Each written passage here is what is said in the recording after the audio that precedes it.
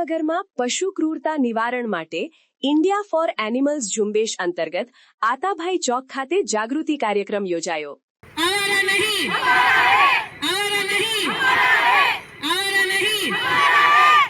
ભાવનગરમાં આતાભાઈ ચોક સ્થિત joggers park પાસે ઇન્ડિયા ફોર એનિમલ્સ ઝુંબેશ અંતર્ગત પશુઓ પર થતી ક્રૂરતા સામે અવાજ ઉઠાવવા માટે એક વિશેષ કાર્યક્રમનું આયોજન કરવામાં આવ્યું હતું।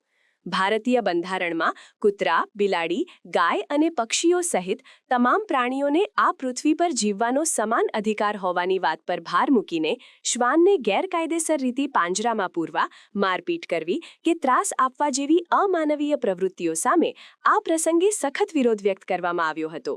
શહેરના તમામ જીવદયા પ્રેમી નાગરિકો, વિવિધ સંસ્થાઓ અને યુવાનોએ આ ઝુંબેશમાં જોડાઈને સામાન્ય જનતામાં અબોલ જીવો પ્રત્યે કરુણા અને જીવદયાની भावना जागृत करवानो सराहनीय प्रयास कर्यो हतो।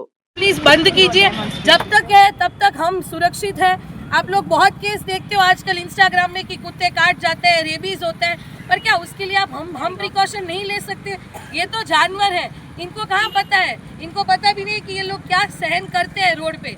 हमें अपनी जिंदगी, हमें अपने अंदर के इंसान को जगा के इनकी सेवा करनी ही चाहिए। Thank you. हाँ, मारू नाम किरण शुक्ल है। મારું નામ કિરણ શુક્લ છે। અમે લોકો આજે અહીંયા સ્ટ્રીટ ડોગ્સ ને જે લોકો સુપ્રીમ કોર્ટનો 7 તારીખે ચુકાદો આવવાનો છે કે અહીંથી ઉપાડી જવા શેરીમાંથી, એની માટે વિરોધ માટે ભેગા થયા છીએ। અમે એવું માનીએ છીએ કે કૂતરાઓ, ગાય, જેટલા લોકો જે આ બધા પ્રાણીઓ છે એ આપણી યારે સહજીવનમાં છે, એમની વગર આપણું જીવન શક્ય નથી।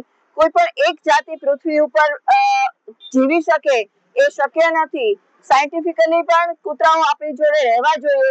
ખાલી કૂતરાઓ જ નહીં, માઇક્રોબ્સ, ઝાડ, ઝૂલોજી, માઇક્રોબાયોલોજી, બોટની ત્રણેય વસ્તુ ભેગી થઈને જ એક જીવન શક્ય છે। તો એ જીવનમાં આપણે કૂતરાઓને હટાવી શકીએ નહીં। કૂતરાઓ આપણી સાથે જીવે એમાં જ આપણી મજા છે। આપણા નાના બાળકોને સમજાવીએ કે કૂતરાને જોઈને હટ ન કરે, એને એક બિસ્કિટ આપે, એક રોટલીનું બટકું આપે, તો નાના છોકરાઓમાંથી જે બધું આવશે કે આપણે આરે રહેવાનું છે અને કૂતરાઓ હારે સજીવન ગુજારશે। હું ડોક્ટર એસિડ ધોળકિયા। આપણે બધા અહીંયા ભાવનગરના વાસીઓ છીએ અને ઇન્ડિયા ફોર એનિમલ્સ જે નેશનલ લેવલની ઝુંબેશ ચાલે છે એનો ભાગ બનવા માટે આજે ભાવનગરના એનિમલ લવર્સ અહીંયા બધા આતાભાઈ ચોક 3 વાગ્યાથી ભેગા થયેલા છીએ। 7 તારીખે 7 જાન્યુઆરીએ સુપ્રીમ કોર્ટનો જે બધા જ કૂતરાઓને એમના કોઈ વાંક વગર જેલમાં પૂરી દેવાની વાત થાય છે, એના વિરોધમાં આ બધા લોકો ભેગા થયા છીએ।